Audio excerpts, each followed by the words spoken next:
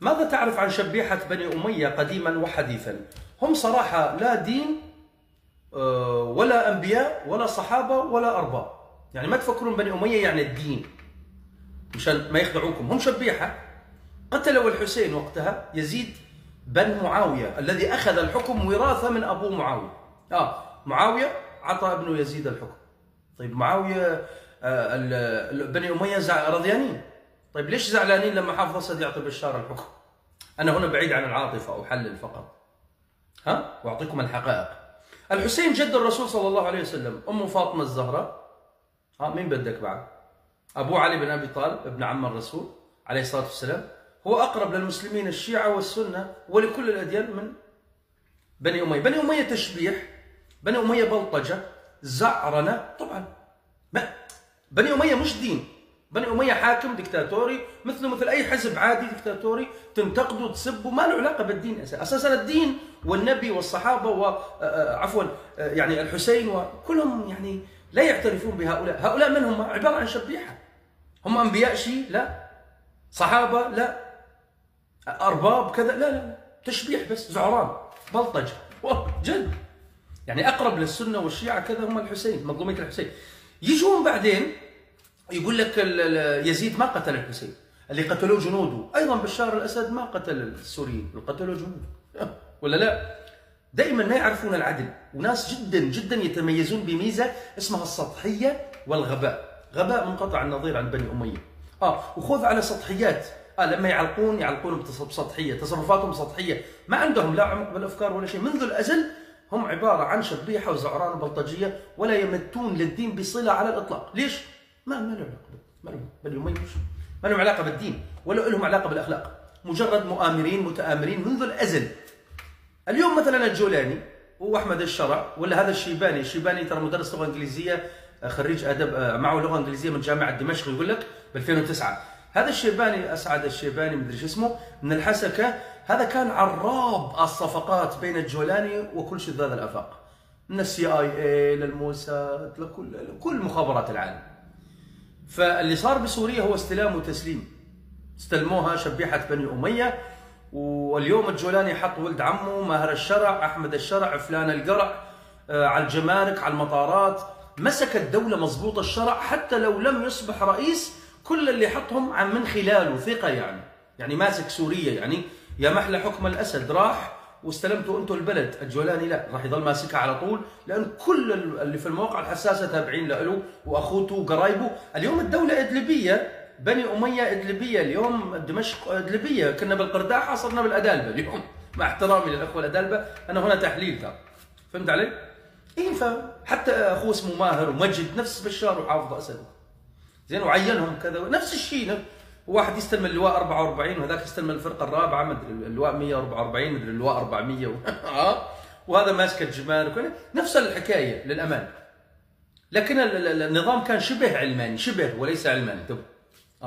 العلمانية أنا وأنت، أما الدينية يا أنا يا أنت. راكض ورا صرم المرأة، غطي صرمتش، ضرطت شكرية، زربت شكرية وفوزية وسطحية، تشرب مي تشرب لبن، مشان بعد الضرطة هل يجوز الصلاة؟ صلوا بالأموي، ولا مترو أنفاق، لا مشافي تخصصية. سوريا فيها 4 جامعات و4 مشافي تخصصية، الباقي عبارة عن مستوصفات. وهو راكض، والدول تتقدم على مدار الساعة وهو راكض. المرأة تغطي صرمها وكذا، وهي محجبة وهي غير محجبة، والأمم تتقدم وتتطور وتتقدم، وهو راكض من الصرة للركبة على صرم المرأة، لازم تغطيه وغطي. والحجاب يا أختاه، ويا أختاه بيا أختاه تنهض الأوطان، وهذا الكذب والدجل يلي شبعنا منه. فبني أمية اليوم وقبل هم عبارة عن شبيحة وعرابين لبيع الأوطان والصفقات والاغتيالات، وأقدر أسميهم بكلمة صراحة، بس هؤلاء شبيحة سقط دونية، يعني ما عندهم أي ذرة من المبادئ والقيم على الإطلاق. منذ الأزل لليوم تلاقيهم يتميزون بالسطحية. فبني أمية عزيزي لهم أرباب ولا رسل ولا صحابة ولا شيء، والسنة والشيعة أقرب إليهم الحسين لأن جد الرسول صلى الله عليه وسلم. أما بني أمية ناس عاديين، يعني ما تقدر تنتقدهم، ما له علاقة بالدين. إنه فهموك إنه بني أمية كذا أنت تفكرهم في مخيلتك دين وكذا، لا، حتى الدين متبري منهم، والنبي عليه الصلاة والسلام لما يقتلون أحفاده أو شيء أكيد يتبرى منهم. فهي الحقيقة بعيدة عن العاطفة، مشان أذكركم، شيلوا عاطفتي ورأيي الشخصي، أنا أتكلم تحليل. واليوم نفس الشيء، تلاقي التركي احتلنا، الإسرائيلي، الأمريكي، الغير، والإيراني، الروسي، هم رضيانين. يعني بعد رحيل بشار الأسد شوف الوطن وين صار.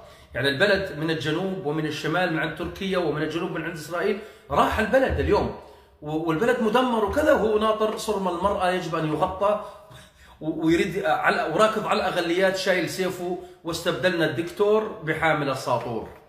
صراحة الجولاني اعتقد إذا ما صار رئيس هو ماسك الدولة، حط ربعه وجماعته وكلهم جهلة متخلفين صراحة. واعتقد ممكن يصير المرشد الأعلى للثورة السنية في سوريا، وسنعاني كما عانت إيران. السعودية نهضت، روح شوف هيئة الأمر بالملفوف، النهي عن البرجر، المتشددين كذا، كلهم بس سجون. السعودية انفتاح، فن، علم، أدب، والخليج ككل. أما نحن رجعنا آلاف السنين للوراء للأسف. لكن سوريا تسير نحو الحروب الأهلية وطريق مظلم، لكن الحكم الديني لن يستمر، وهم أساسا مش راح يتخلون إلا يقول لك بدنا نطبق الدين. يجي السني يقول لك احنا قدمنا ضحايا واحنا يحق لنا حكم. ما حدا عارضك، احكم كبني أمية، كشبيحة بني أمية، احكم، ما حد ضدك، لكن لا تفرض دينك على الدولة، تأسلم الدولة. وهنا المشكلة.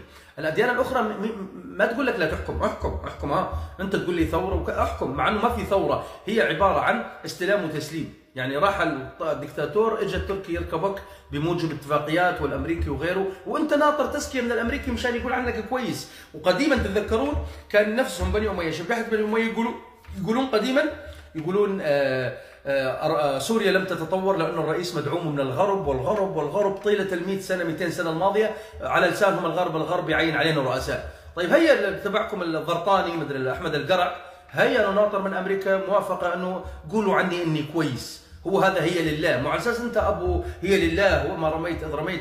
يعني اذا امريكا قالت عنك كويس راح تفوت الجنه مثلا، او تصير كويس فعلا بالواقع؟ اكيد لا. فللأمان لكي نكون منطقيين بعيد عن العاطفة، هذه الحقيقة. سوريا نحو المجهول، والشعب لن يسمح لكم بإقامة نظام ديني.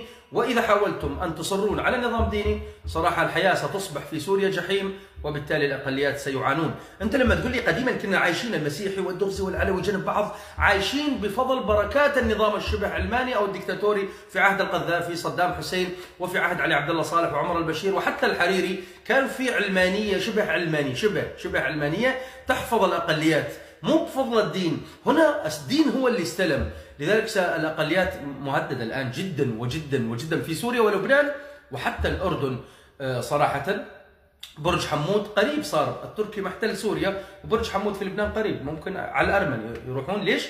لأنه لبنان كلها سنة الآن، المقاومة انضربت، والمسيحية ودروز بالجبل. لبنان صار الأرضية سنية، وحمص متصلة بطرابلس السنية وجاهزة.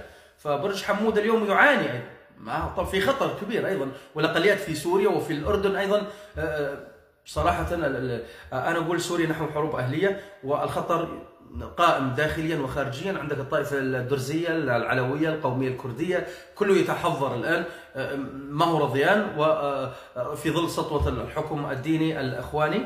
وبالتالي أيضا ضغط خارجي من الدول العربية، ضغط خارجي أيضا من مصر اللي تعتبره إخوان المسلمين، وفعلا صحيح، سلفية، تشدد، دعالشة. وأيضا من الأردن مشان معاذ الكساسبة، الأردن تريد تحاسب الجولاني، والعراق أيضا طالب الجولاني لأنه خطف اليزيديات حاطهم بإدلب. ومستقبل سوريا هو نفس إدلب طيلة 10 سنوات. ما شفت المسيحية لابسة النور للركبة، درزية، علوية، ملحدة، لا دينية، أديان أخرى لم أجد في الشمال السوري. إذا مستقبل سوريا هو نفس إدلب. هذه هي حقيقة بني أمية: الكذب، المراوغة، الدجل، السطحية، التشبيح.